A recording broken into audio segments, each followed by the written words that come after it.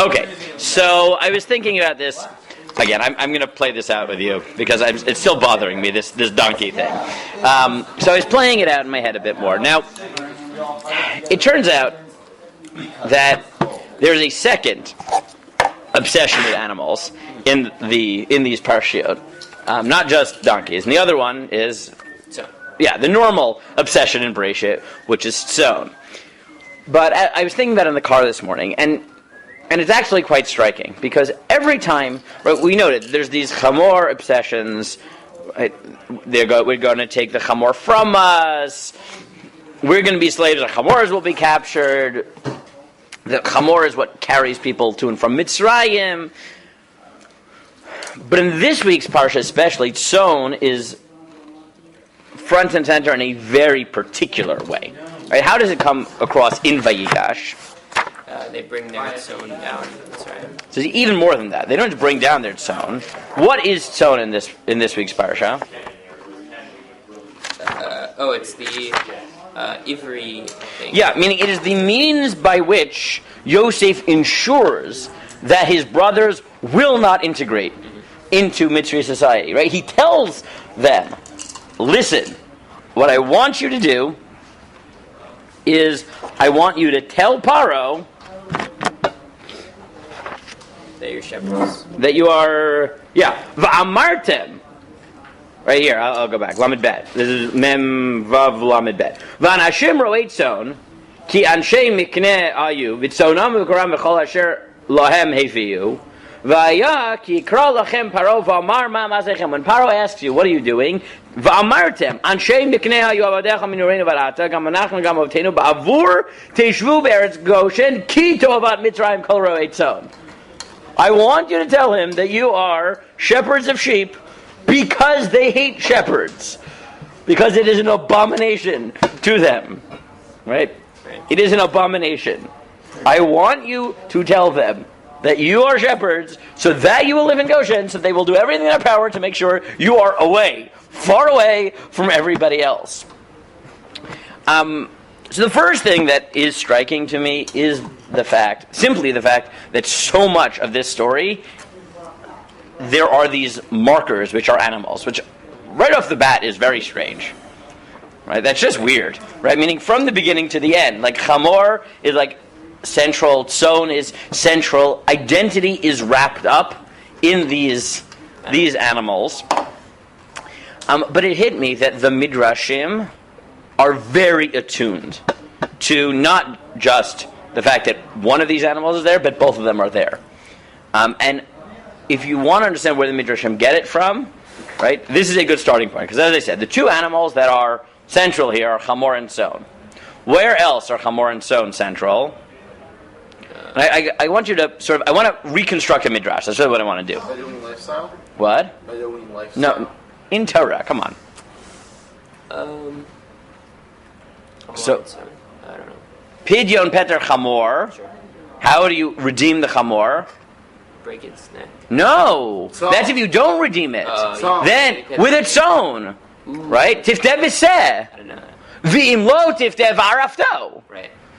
Right, meaning the redemption is with a seh, which means that the Torah itself, in that parsha that is swallowed up at the end of Yetziat Mitzrayim, right, in an inexplicable way, that you should redeem the firstborn only of the chamor, and when you redeem the firstborn chamor, you redeem it with a seh, right?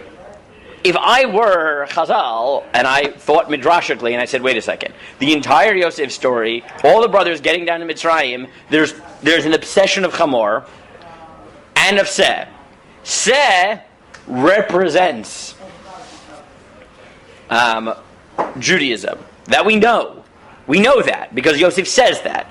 Right? This is what makes us different. And where does that manifest itself in the Mitzrayim story? the Jews took out The flocks. Thank you, the Korban Pesach. We take their God and we slaughter it. This is, if you needed a better indication that Seh represents what makes Jews different from the Mitzrim, Seh is it. Then we have this bizarre obsession with Chamor, and then this weird halacha that closes off the parsha that you redeem a Chamor with a Seh. If you were Chazal and you thought midrashically, and you wanted to answer everything, what would you do? What would you do? And again, I want you to understand how Midrash works sometimes, right? What would you do with all these pieces of evidence? What is the last question you have to ask? Why chamor? And what is your answer going to be? Inexplicably, but this is what the evidence is going to lead you to. What is it going to tell you? What is chamor? The Bad parts of the game we brought, bad baggage we brought with us. So let me read you a Rashi.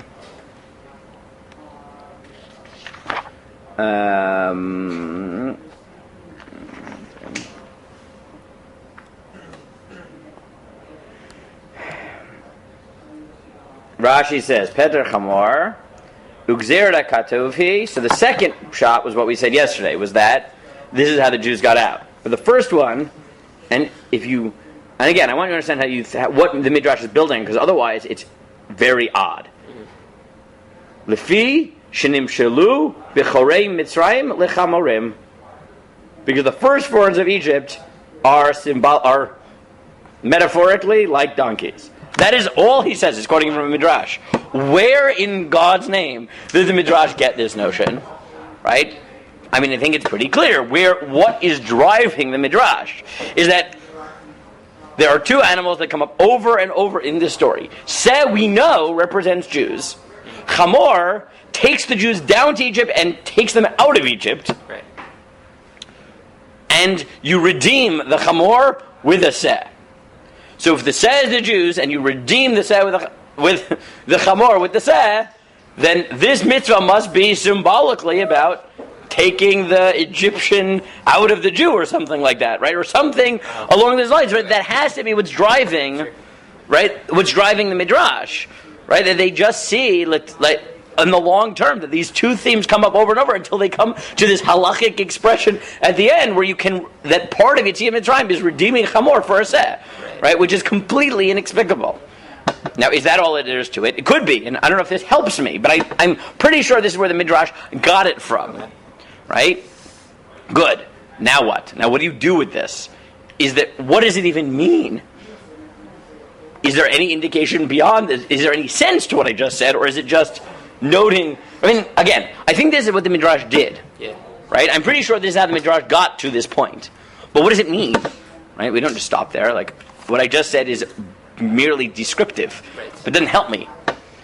So I was like skimming around, and I'm still skimming around, but I think at least one possibility is this next word, which is v'im lo tivdeh v'arafto. Right? If you don't redeem it, you have to kill it from the back of the neck. Now, what is oref in Tanakh? Like The stubbornness. Yeah, stubbornness. Now, who is stubborn in Tanakh? And this is the interesting point. So there's really two people. There are two who are stubborn. The Jews are Amkshe Oref. Who else? God. Paro. Thank you. Because Paro refuses to send the Jews. Right? Because Paro refuses to send the Jews out. Right? And bringing that into the discussion indicates that this quality of stubbornness manifests itself in Mitzrayim, lira'ah, and when it comes to the Jews, well, sometimes lira'ah and sometimes latova, but it defines us one way or the other, right? Presumably that's also part of this story, which is that, now, if you look in more mystical sources, they will definitely get into the notion that no, you know why this is all true? Because chamor is chomer, is materialism, right? That's, like, you look at all the Kabbalistic sources, this is what they are obsessed with. That the reason this is all true is because Mitzrayim is materialism, and we are not chamor, right? We are not. And coming back to the Yosef story, presumably every time you talk about chamor, it's about the food, right? Meaning there's the Jews and their chamorim, right? Again, you look at these sources who build on Midrash, where else do they see this emphasis of chamor versus seh? The Akedah.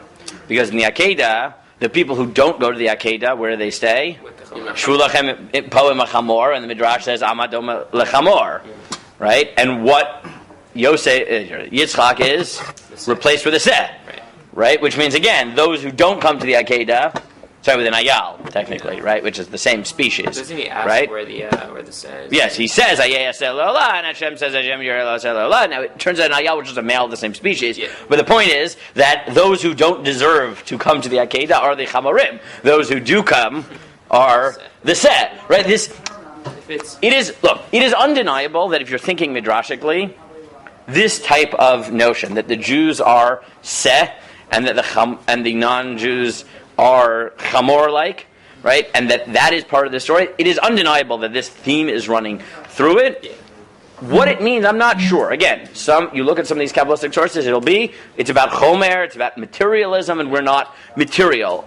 How does that play into the story? So you could say it indicates the brothers are being materialistic. Or the brothers have materialism, but they are not material, right? They need to take food from Mitzrayim, but they are not Mitzrayim, right? Or, right, you could take this in any number of directions.